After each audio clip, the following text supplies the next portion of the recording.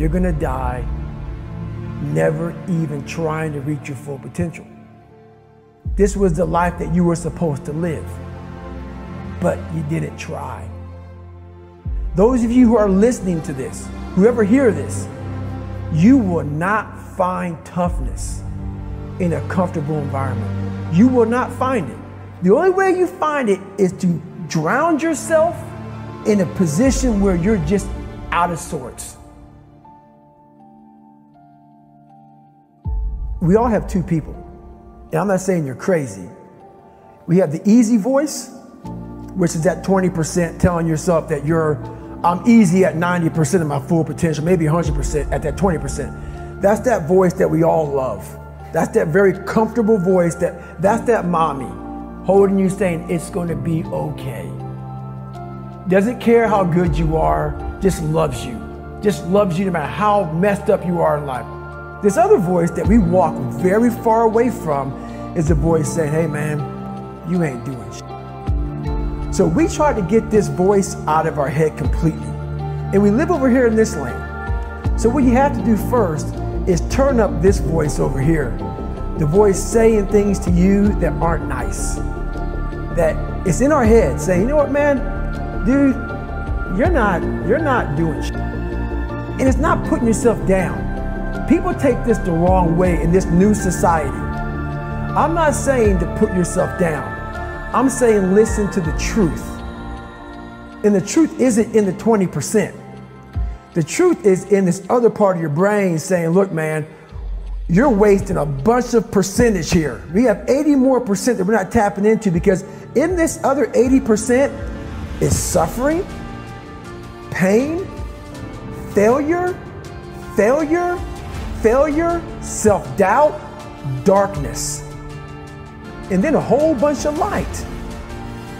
But to get to this light, you gotta go through all of this shit. So a lot of us know that. I can get over here, but over here, man, this is much better because I gotta go through this journey that is not fun. This from 20 to 100%, this in between is not fun. So we decide to live over here. So everybody goes, how do you do that? You know exactly how to do that. You know exactly, it's not a magic trick.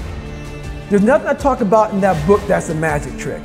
It's all back down to a very primitive mindset of we just have to do. It's like breathing. Breathing becomes normal. Like we didn't know that we're doing it.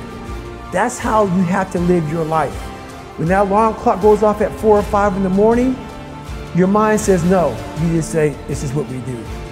It's what we do now. Because to get to where you want to go, the amount of pain involved, I'm not saying physical, I'm not saying you got to break yourself off. The amount of mental pain of how many times you're going to have to do something that you don't want to do to get to where you want to go is going to be, there's going to be more times you do something that you don't want to do than you are going to want to do. And that's your new norm. That's your new norm. So then it's like breathing. And then once you do this over and over and over again, it becomes like breathing. I don't want to live this lifestyle, but to get to the other side of this, I have to. So if you really want it, you realize what trying is and what trying is not.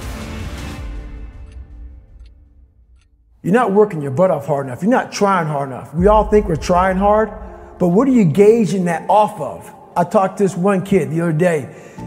College is kicking my ass. I said, what are you gauging that off of? I go, are you trying? He goes, yeah, I'm trying my ass off. I'm studying hard. I go, what are you gauging trying hard off of? Well, in high school, I didn't have to try at all. And I made great grades. In college, I'm trying hard. You're trying hard compared to what you did in high school, which was it came easy to you. So your reality is something you created off of something easy. So you trying hard is 2 hours of studying. I'm gonna tell you the difference in trying hard and trying hard. Trying hard is something in your mind just doesn't stop. Where you know 2 hours isn't enough. When I was 297 pounds and I was fat as hell trying to be a Navy SEAL, the scariest thing in the world to me, even to this day, was that could have been the rest of my life. I thought then I was trying hard. That's the scariest thing in the world. I thought then, 297-pound, working for Ecolab, spraying for cockroaches, making $1,000 a month. I thought that was me at my 100% potential. Come to find out, a few years later, I wasn't anywhere near that. 106 pounds less, graduated Navy SEAL training, went on to do all these other things. Looking back on that, that was me trying hard. That's why people gotta understand, what is in us, we have no idea until we start trying hard. And I mean really trying hard, where you're obsessed with, hey, this is my new norm. This isn't always fun. It's not always meant to be fun. And that's when you know you're trying hard. I have this haunting voice in the back of my head. A lot of us have it. We just ignore it. And it was there for years.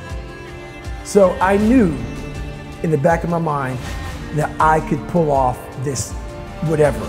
Whatever I wanted, I knew I could. But I was afraid of the work, because I wasn't gifted with brains. I wasn't gifted with God-given talent as far as like athleticism. So I knew to get to where I had to go, to be on the same playing field as these men, to even try out for this program, I knew the work was gonna be something that I didn't want to even attack. So I would just put it off. But yet you did it. Because it haunted me. The voice in my head said, you know what, man, you're gonna die never even trying to reach your full potential. I developed a reality that wasn't real. That's the thing we always do. We can have a great life, but we always build this reality around the one thing we don't have. So therefore, our great life, we don't even see it. We see the one piece of clothing we weren't able to get versus the amazing things we have. So we focus on that. I was the king of focusing on the one bad thing in my life. The one bad person called me nigger. Everything bad, I focused on that. But over here was a beautiful reality of my life. Even though I came from nothing, where I could have taken my mind for the possibilities of where I can go if I work harder. That was all over here, but I lived in the filth over here. This was the life that you were supposed to live, but you didn't try. Just by going to war with myself every day and putting these challenges and these goals and these obstacles, these insurmountable obstacles. So it wasn't about losing 106 pounds. Me losing 5 pounds was an accomplishment. Me losing 10 pounds and then 50 pounds. And then the more I did this, the more I gained confidence. And then the more I gained confidence, the more I realized, these Navy SEALs, man. These guys can't do what I'm doing right now. I had no coach, had no trainer, had no money. I didn't know how to lose weight. I had no knowledge of what I was doing. I was just working. I was just sacrificing. And then through that, all these different tools started coming up. But I would have never found these tools if I didn't put myself in a very uncomfortable place. We all look for toughness. We all want it, but we look for it in a comfortable environment. You will not find toughness in a comfortable environment. Those of you who are listening to this, whoever hear this, you will not find it. I was trying to look for it everywhere. The only way you find it is to drown yourself in a position where you're just out of sorts, where you can't swim and you're drowning. Where you're drowning. You're drowning in life. But you say, you know what, man? Dad, I'm gonna figure out how to backstroke or something. And then through figuring out all these tools, your mind starts to, when you quit, your mind does this. Because you're out. Once you say, I'm not gonna quit, this is the 40%. When you quit, your mind says, we're done. So it doesn't expand. There's no expansion when you quit. When you say, you, this sucks, I'm drowning, I'm miserable, I'm suffering, I'm broken, but I'm not going anywhere. What happens to your mind is it does this. It says, he's not leaving, so we gotta expand, we gotta grow, We got to figure this thing out.